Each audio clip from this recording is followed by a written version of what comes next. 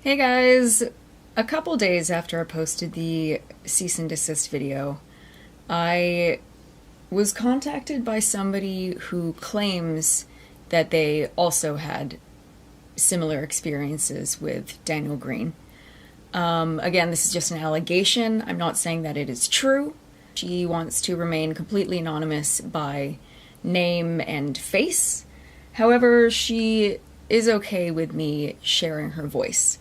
Again, this is just an allegation. I am not saying that it's true, but somebody reached out and she wanted to share her story. So I will be putting some audio from our chat in here, and I've dictated all this stuff onto the screen if you wanted to, hear somebody else's experience with him in the past.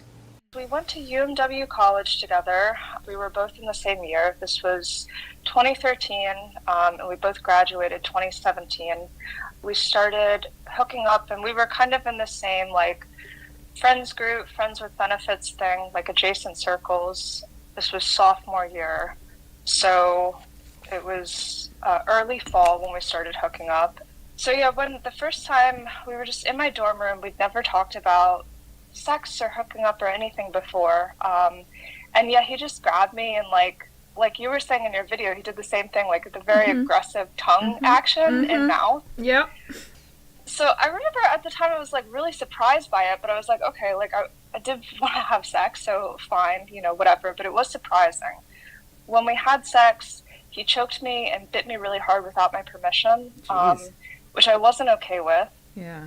After the sex ended, he asked me, he's like, is there anything that you want different for next time? Was there anything that you weren't okay with?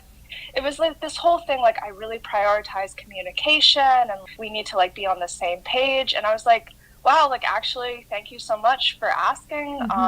The choking and biting, I wasn't okay with. And the next time we had sex, he choked me and bit me again. Of course. Yeah, and so, I was 19, so in the moment I was like, okay, fine, this isn't worth bringing up again, it's gonna be ignored. There was one time where I was hungover. I think in general, he just, anytime someone told him no, it was always, oh, well, it was a challenge. Yeah, I was like, I have a hangover, I'm not really feeling up to it. He'd wheedle, oh, I'd be so good, I can be so good with a hangover, blah, blah, blah, blah, blah. There was one time in the winter that I was at, he was, I believe, living in Silver Spring, Maryland. This would have been winter 2014 or maybe early 2015. And I was at Ultra Bar in DC. I don't know if you're familiar with it. It's one of the few clubs where you can get into under 21. My ride ditched me, the person that I was with, and I called him and I asked him if he could pick me up, and he did, which I did appreciate. But then when he was driving me back to my house, he pressured me into giving him roadhead to wake him up on the drive. I was in a relationship. I didn't really feel good about it, but I didn't really feel like I could say no, because I was like, you are going out of your way for me. Yeah, wow. He pulled over to the side of the road, and he got a really intense expression on his face and asked if I was on birth control. And I was like, no, I'm not. And I think otherwise he would have come inside of me, but as it was, he just jerked off onto me. Definitely, I was watching your video, and I was talking to my friend too, and because my friend, she's I told her about some of the stuff before, and she's like, yeah, it seems like there's a lot of patterns happening here. Let's see, I broke up with that boyfriend, short relationship, but I was like, I don't want to have sex with anyone. He kept pressuring for sex. There was one point, he was just really pressuring, and I was like, okay, fine. As an alternative, I let him spank me and use a vibrator on me, and he used it so hard I bled. What the fuck? Which has never happened before or since. It was not a big vibrator. Oh my god. But that was unpleasant. Holy shit. And when I got into another relationship, this is towards the end of sophomore year, he was pressuring me to make out with my female friend. And this is, I feel like, this, he kept pressuring me to make out with my female friend. And I was like, I'm in a relationship, I'm not going to do it, not this time. And when I kept saying no, he eventually was pointed to me and was like, that's what I love so much about like, she's so loyal. Like, I respect this so much about her. As if he hadn't been, you know, spending the last 5 minutes trying to peer pressure me into cheating on my boyfriend. That's so annoying. So, it's like an unattainability thing. Like, as soon as you pull back more, it's, I need this, I have to get it. Also, for me, he would not shut up about the time that he worked in a woman's shelter for a summer.